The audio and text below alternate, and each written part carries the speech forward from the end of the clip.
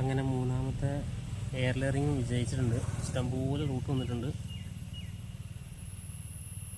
ഇതാണ് മാവ്, മൂന്നാമത്തെ മാവാണ്. ഒരു മാവവിടെ നമ്മൾ വെച്ചത് അവിടെ ഉണ്ട്. അതിപ്പോൾ വെച്ചോളൂ.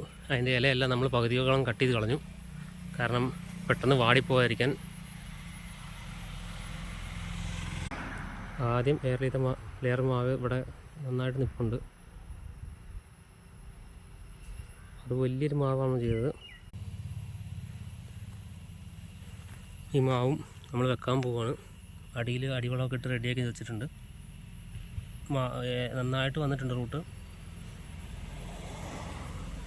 അടുത്ത റംബൂട്ടാൻ നമ്മളവിടെ എയർ ലെയറിങ് ചെയ്ത് അവിടെ ഇരിപ്പുണ്ട്. അത് അടുത്ത ദിവസം തന്നെ കട്ട് ചെയ്ത് വെക്കണം. ഇത് മൂന്നാമത്തെ മാവാണ് നമ്മളിപ്പോൾ എയർ ലെയറിങ് ചെയ്ത് വിജയിച്ചിരിക്കുന്നത്.